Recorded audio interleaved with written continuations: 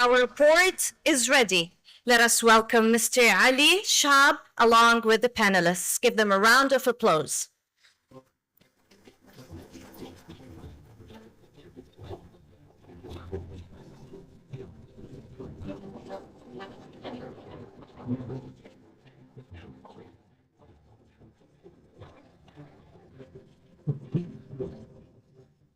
Assalamu alaikum. A very good morning, Your Excellencies, ladies and gentlemen. It's an absolute pleasure and honor to be with you today. I take this opportunity to thank the Ministry of Energy and Infrastructure for hosting this event, as well as the IMO, also for the maritime standard for powering the event. I would like to welcome our speakers, Mr. Arsenio, Captain Saif,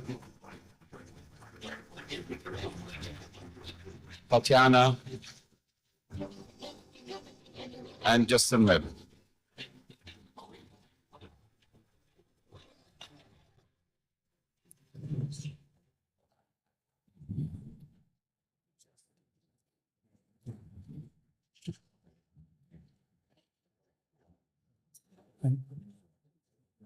Okay, so let's begin. It's such a pleasure to have you, an honor to have you with us, Mr. Arsenio. So our theme of this event is our ocean, our obligation, our opportunity. How does this reflect the priority and vision of the IMO? Good morning again to all of you, and thank you for staying with us. The priorities, I outlined some of them earlier. When we looked into the operations the ships carry out on the oceans, is where we decided a long time ago, with the adoption of the Marple Convention back in 1973, of our responsibility as well to protect this vital waterway. With nearly 7 decades of IMO looking after global shipping, and now that we understand more about the importance of the ocean and how not only regulates and takes a great part of what is happening in relation to climate change, but how we also depend from the ocean, is what has increased also that awareness and responsibility of IMO. That's why we continue to enhance the green credentials of the organization. Yes, as members of the United Nations, and it was highlighted in the very creative video earlier, we also are part of achieving the Sustainable Development Goals of the 2030 Agenda of the United Nations. And here is where the SDG 14 in relation to life on the water becomes a pivotal part of IMO. The fact that this year we also celebrated the 3rd UN Oceans Conference to highlight all the achievements and all the actions that are still required was a very good reasoning for IMO to adopt this theme. Indeed. And then, the industry need to maintain its commitment to these obligations that are as a result of the regulation, etc. And how to keep a balance between all of that from the views of the IMO. A balance on the implementation of the regulations or creative regulations. There will be, they need to create a balance between the commitment, the economy and the economy. And the economy. Yeah. Yes, and that's why we carry out impact assessments and analysis into how these IMO regulations will enter into force, how they will be implemented, and if there is any negative impact on the states, on the shipping sector as well, we will then provide the necessary adjustments on the regulations. Indeed. Our rules continues to evolve. Just as technology and innovation advances, we have to then adjust our regulatory process in that respect. We need to look very much into the effect, positive and any negative effect of the regulatory process. And that's why we carry out continuous analysis and evaluations. The experience building phase and the process that we have in place to inspect the ships and gather experience is within it comes back to the organization for us to input that into any reviews. But that also, as a challenge, it brings the industry with an opportunity rather than just a challenge. And therefore, people have to work together in order really to get the goals achieved. So what opportunities are there that IMO see? In relation, I mean, there's a plethora of opportunity. We can start looking into not just at the ship, but the whole shipping sector, the maritime industry, which is, it creates so many job opportunities for everyone. If we look into decarbonization, it's how countries can develop further utilizing the national resources. Similarly, you can pick any IMO instrument, ship recycling, and that allows countries to benefit from the side effects, the positive side effects of ship recycling in relation to how they develop other industries at national level, how they can recycle steel, aluminum, all those materials that then can actually enhance, can be part of the national economies. Training of seafarers, training and job opportunities around the shipping sector, because it's not the people only on board, which of course have our priorities, but you go from logistics, law degrees, economies, new technologies, AI, all that actually relates to the IMO regulations and to the industry itself. So that's where you actually see all the opportunities. The problem is that we tend to focus more normally on the negativity as humans that we are, rather than looking ahead into, yes, by facing challenges, we actually have opportunities that will make us better. The movie we saw just before, and it gave the story of the founding fathers, and then the legacy that they have created for the future generation to follow.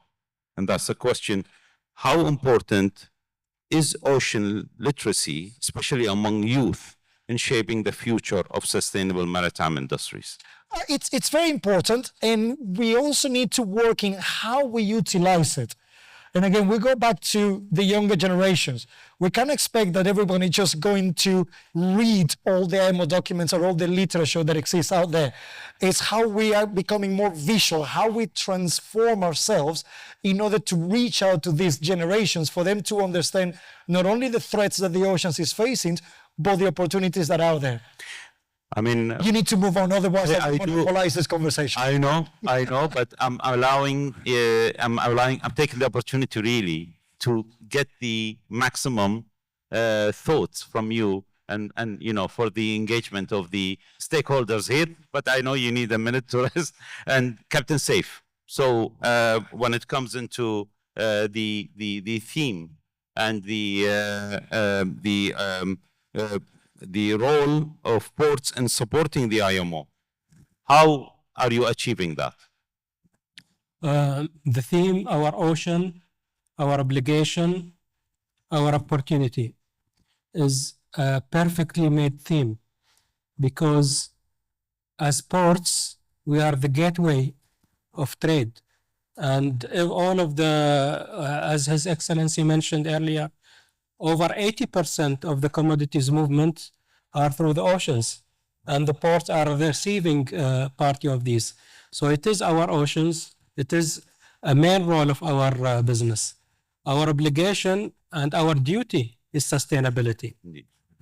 So sustainability is key for preserving what we have for the future generations. So this is our obligation through number of factors to decarbonize, starting from efficiency at operations, from electrification of our operations and equipment and ships, using renewable energies and alternative fuels, as well as ensuring the proper waste management and biodiversity conservations. From the opportunity part, as per what Your Excellency mentioned, it's very important to collaborate. Right now, from I read an article, from 2030 until 2050, there is an estimation to be over $1 trillion USD investment for decarbonization in the industry.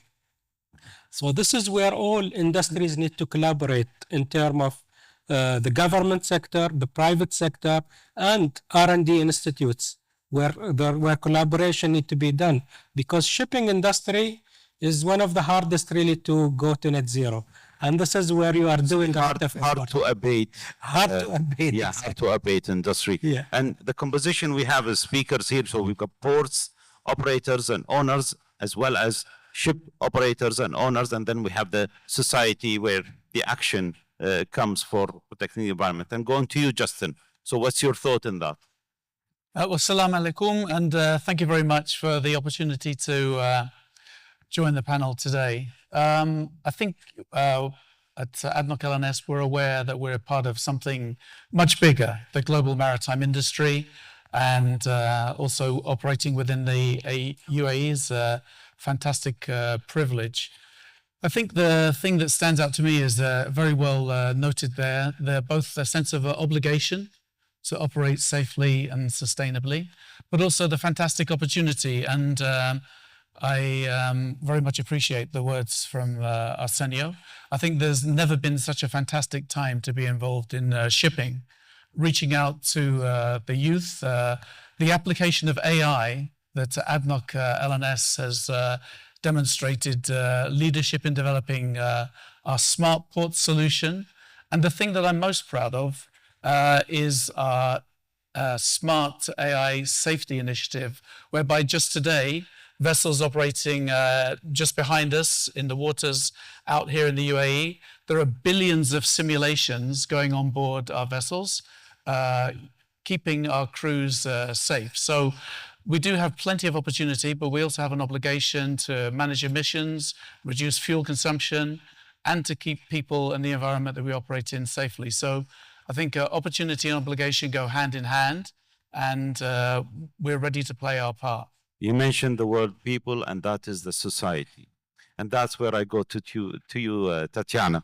And therefore, why is community engagement is such an important part of this process that you do? Well, thank you very much for having me and for representing the society.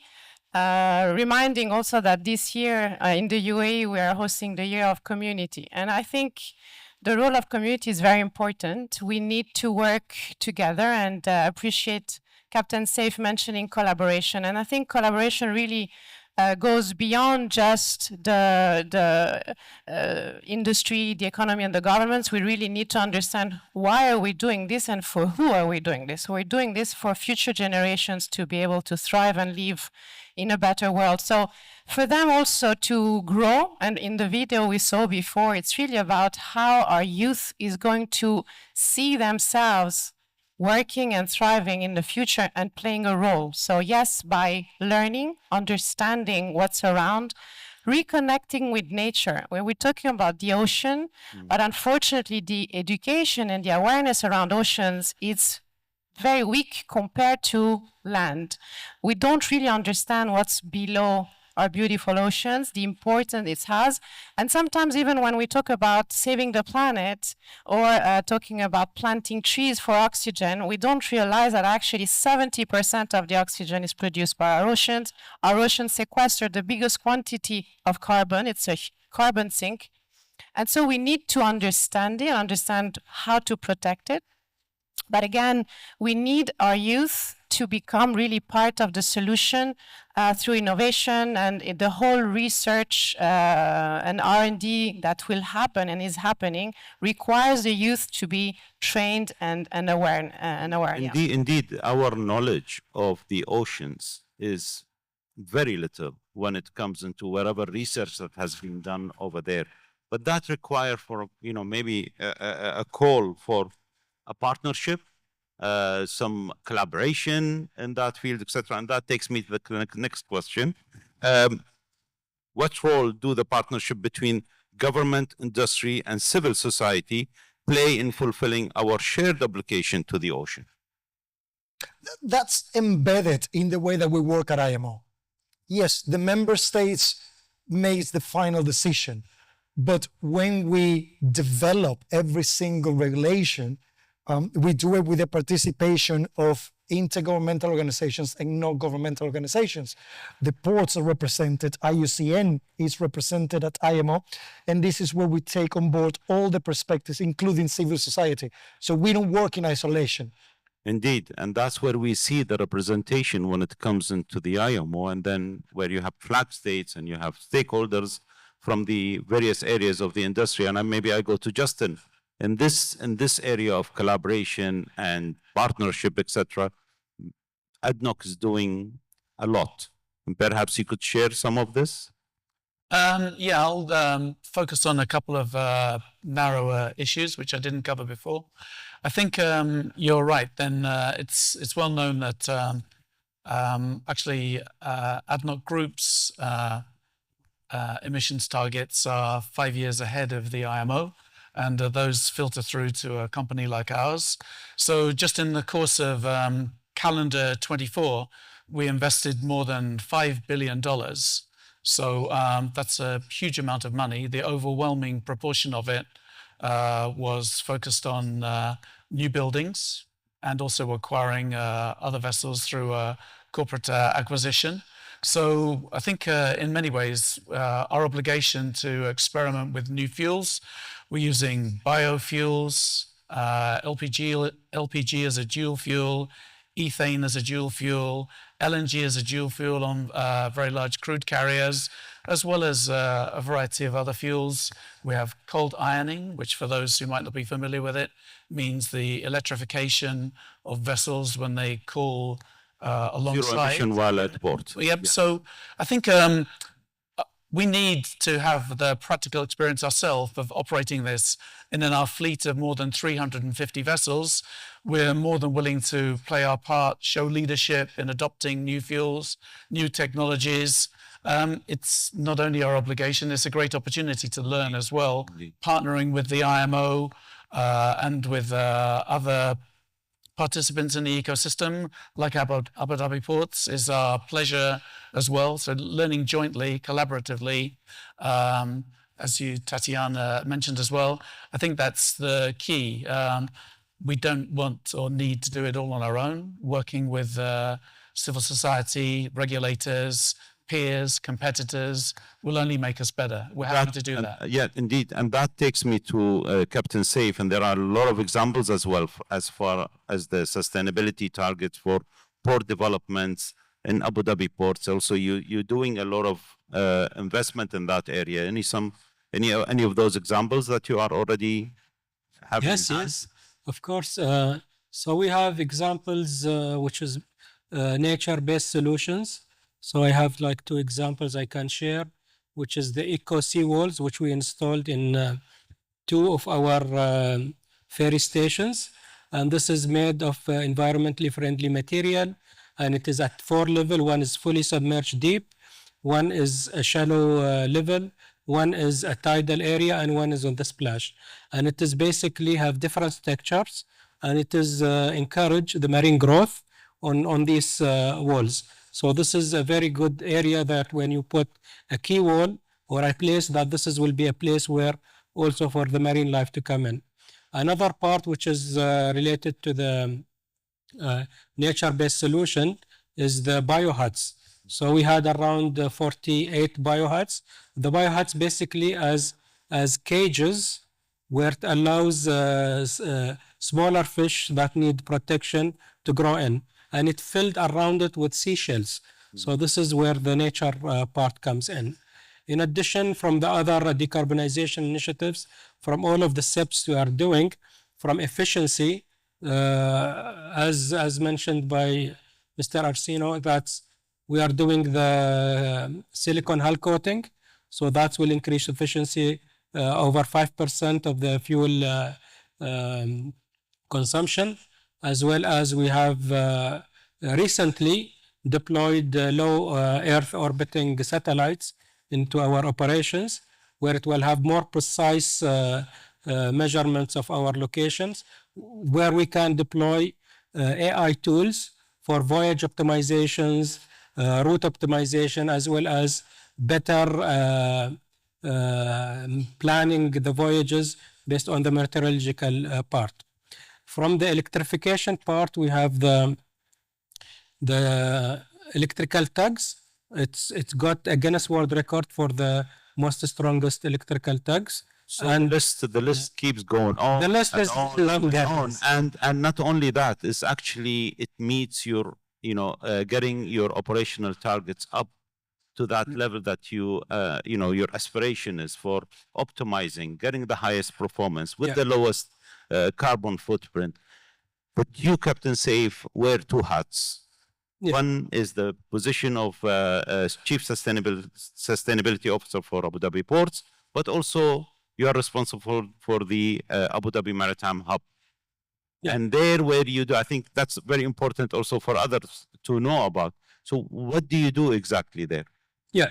So AD Maritime is we are in collaboration with Abu Dhabi government to do the roles and the responsibilities of the maritime regulators in Abu Dhabi. And part of our initiatives that we established Maritime Hub Abu Dhabi, which is basically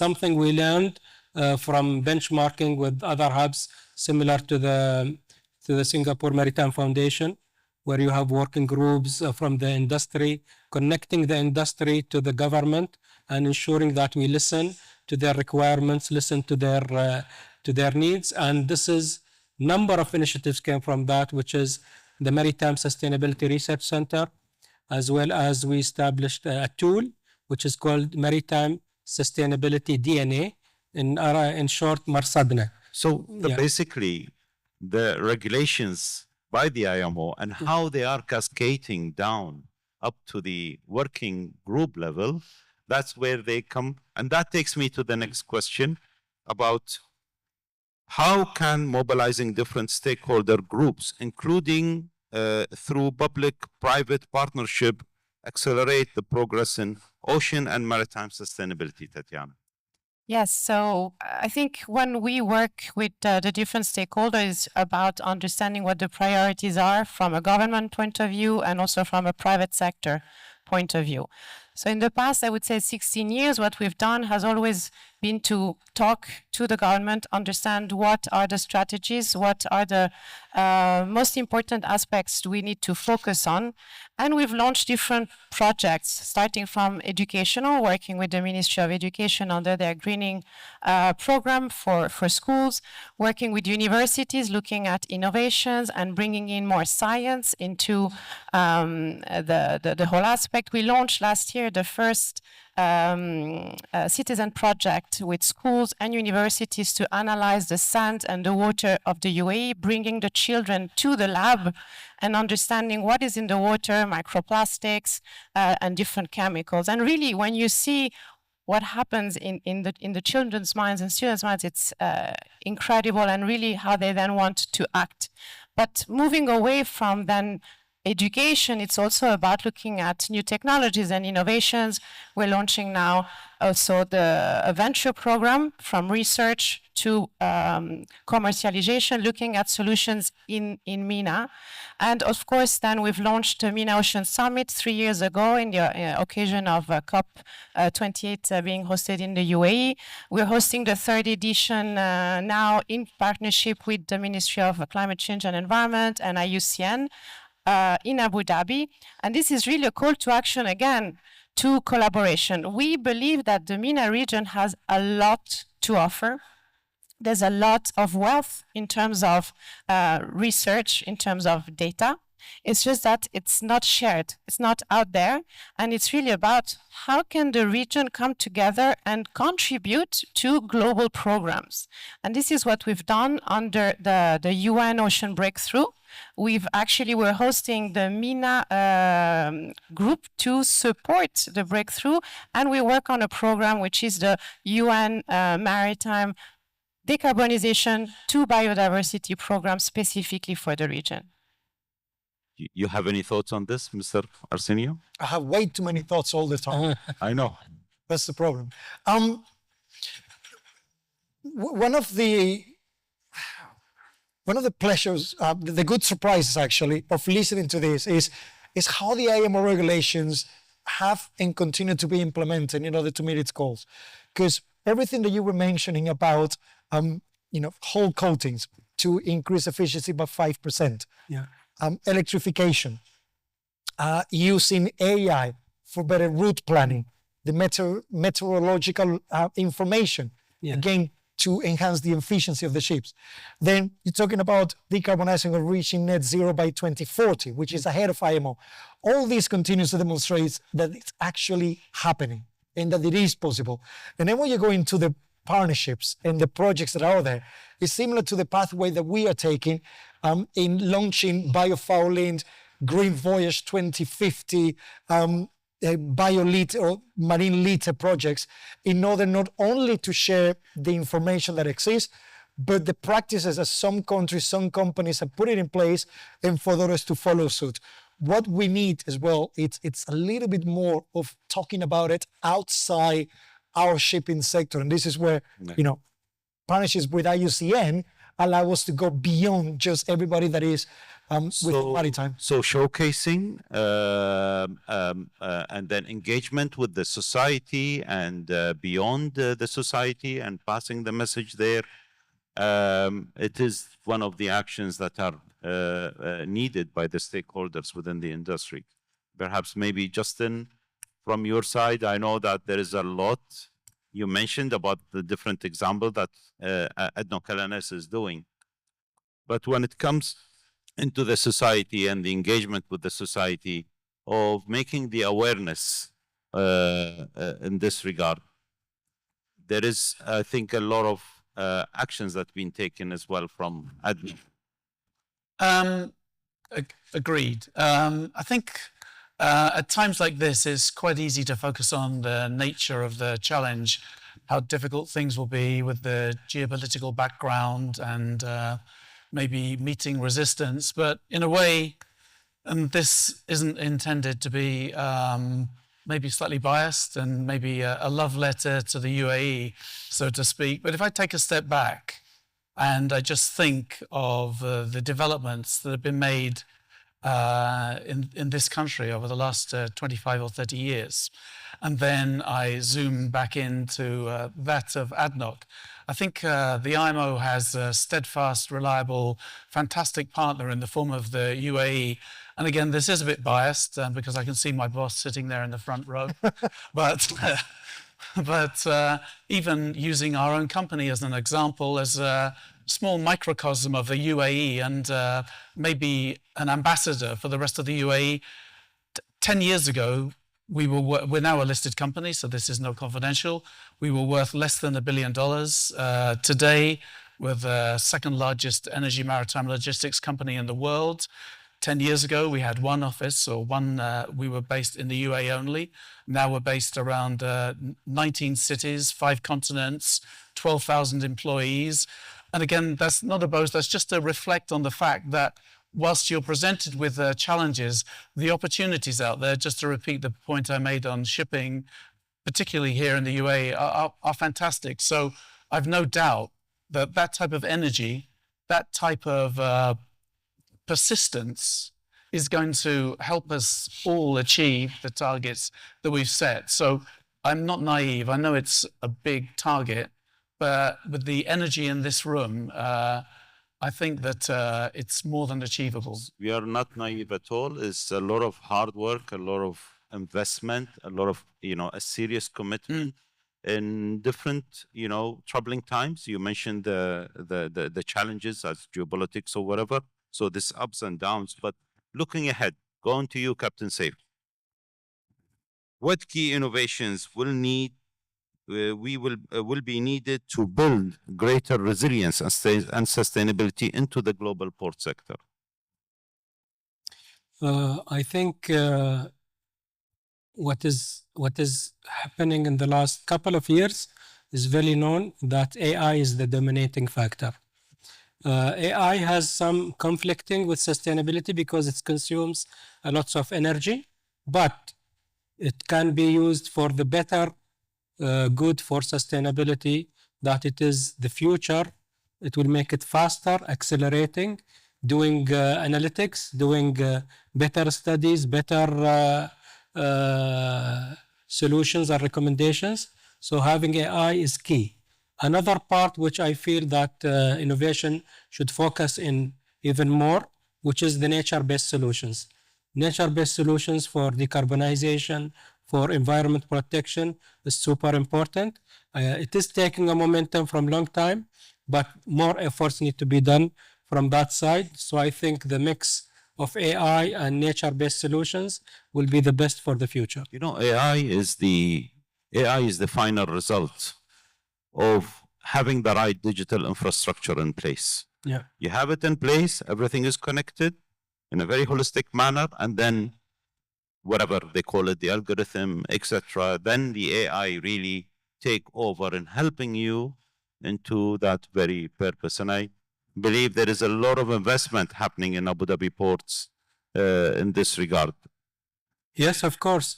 So one of the things that we started already doing, so we have specialized AI agents for every function. So right now we reached around 50 AI agents. That is from reviewing legal documents and summarizing them, from doing summarizing and analytics for complicated tender documents. We have even board member who will be AI as well. So this is what we are doing. So data is the key component for AI, and how strong AI will be, how much data you give it. So this is in the digital space. Yeah. But then when we come into, I go to Tatiana on the maritime decarbonization to biodiversity. Roadmap is unique initiative. How does it aim to connect decarbonization with diversity goals in the MENA region? Well, I think we really need to understand that the end goal is to protect biodiversity and to conserve it. So the whole roadmap is about really working with the communities, working with people, working with the private sector, which specifically in the MENA region plays a very important role. I mean, if you have to think that most of the programs based on conservation and education and training are actually mostly funded by private sector. So the role they play is critical. The role they play also in transforming and being able to, look into new technologies and AI also is fundamental. So the whole program is about how we can come together. And also paired with, we've launched a MENA Nature-Based Solutions Alliance in June. And this is, again, how can we find these solutions that are specific to the region? We need to remember that we have a unique climate, a unique biodiversity that could actually become a solution for the rest of the world. The whole world is warming, and we have a nature and a biodiversity that's actually built on these weather and conditions. So in terms of science as well, it's a fantastic opportunity. And again, the private sector has been funding that research. So this is where you see through this program, the coming together of government and private sector to accelerate, and I think for the region to play a very active role. So far, the region has been looking at global programs from far, and I think now it's the time for the region to actually co-create these programs and understanding how to play a very active role and even being part of the structuring of the frameworks that are specific to the region. Justin, so from your perspective as the specialty where you come from, business development, setting strategies, so therefore, how should companies rethink their long-term strategies and put things in the right direction to achieve the goals? Well, the first thing to say is I think listening to the panelists and being aware of what others are doing, there are many people out there with excellent strategies, excellent plans already. So it's not really for me to guide them. I think people are doing, a lot of people out there are doing fantastic work. I do think, again, if we, maybe a slight mindset change in terms of sustainability, think of the energy that we dedicate towards HSE, keeping our people safe, operating safely. If we adopt the same mindset towards sustainability, then it becomes much more of an obligation for us. So for me, I see the balance between a sustainable future presents certainly from my perspective on the strategy side, there's that sense of obligation, the duty to show leadership, given the status our company has within the ecosystem. But also it's a great business development opportunity as well. So innovation, leadership, also brings its own rewards. So I think it's a balance. We have to do it anyway. And I think, again, if we take that ethos that's developed in all of us here around the obligation to operate safely, to operate sustainably as well, is the same category. I would like to unwind now with the panel, and therefore I will go back into the theme again: our ocean, our obligation, our opportunity. And I watched a lot of your videos. So the call for action, the call for action, the call for action is always the very takeaway, really.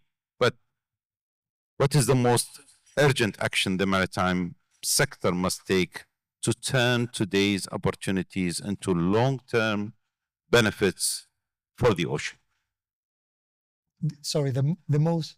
The most important action needs to be taken in order to turn everything that we are doing into an opportunity. From the IMO perspective, is implementation. Indeed. That will be the key message, because of course, through the implementation of all the regulations is where we also learned how progressive they are and how we continue to make them better. Indeed. And what is also interesting is that listening to everything on the panel, by saving the oceans, we're connecting all the dots within the work of IMO.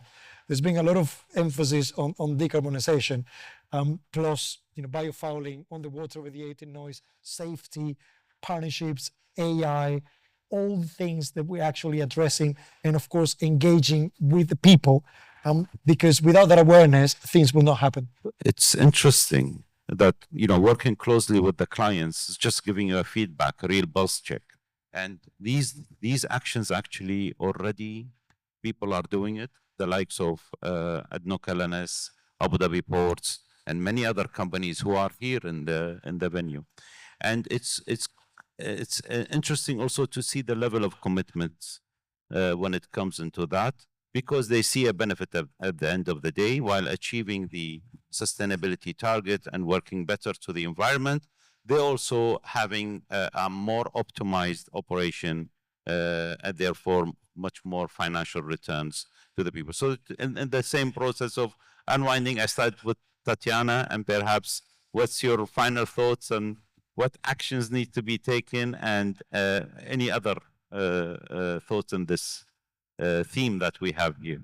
Well, for me, it would be, because we're here representing the UAE and the region, I would like to, as a call to action, ask the region to really start looking at the global programs and how to take an active role, participate, and really put the region at the same level when we're talking about signing the high seas treaties, looking at the plastic pollution. And these are things that are not just related to other parts of the world. And I think the society, the private sector, and the government, they're already all working towards that. It's about now really putting action into that through regulation, through coming together. So really real action starting today. Sustainable development is the triangle with 3 legs, and that is the society, the environment, and the financial returns, where it becomes, is there really, because you work for a noble cause, do you find that support, is it appealing to investors and people who also share with you the same? Absolutely. And I think that all the companies that have shown a commitment to nature and to people have actually excelled in business. And it's something that it's proven. If you look at reports from McKinsey and from MIT, It shows that purpose-led companies that look at their impact on society and on nature actually do better than others. And it shows also on their profitability. We need to think that everything around us is based on business. The seat where I'm sitting today, everything I consume, everything I use, the energy around me is due to business. So I cannot detach my life when they say we are activists. We're not activists. We're actually here to look at a better future. But the business part cannot be put aside. Indeed. Absolutely. So that's the value creation you bring. Yes. Okay, so going to Justin, same line. Yeah, I would say quite simply that we're open to collaboration. So we have ambitious goals. One of our key strengths has been executing and delivering, not just strategizing. But the point is, we can't do it on our own. So collaborating with every branch of society across the globe, we're open. So using Arsenio's call to action, I would like to invite peers, competitors, anybody in our industry that you want to join us on the fantastic journey or path we're on, please get in touch with us. We'd more than happy to collaborate. Indeed. Captain Saif? I think the panel covered most of the things, implementation, collaborations. I will maybe focus on another part, which is more about awareness. So I met many medium and small businesses, maritime industry. They don't feel that this is their obligation. They feel it's about the giants in the field, the bigger organizations. So therefore, awareness starts from school. People get aware about that, how sustainable our business be, how to be sustainable in your lifestyle. Again, the part where mentioned that is sustainability a cost center? Is it an opposite from a growth? I see sustainability is enabler to growth. You cannot be growing without having the sustainability part in it. So this is very important. These are awareness from the young age, from the programs we are making as the Junior Captain program and the other industries awareness for the community, for the maritime community is very important. Indeed. And I would like to thank our speakers, Mr. Arsenio, Captain Saif, Justin, and Tatiana, for the wonderful knowledge sharing and interaction and putting up with me with my questions. Thank you very much. And a round of applause, please, for our speaker.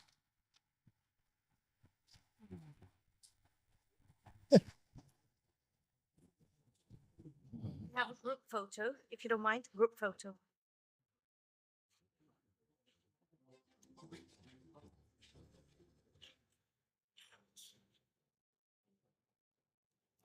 As we set sail from this port, 3 anchors remain with us. Ocean well-being is an obligation. Innovation unlocks opportunity. Stewardship must be shared across generations. Thank you to our moderator and panelists.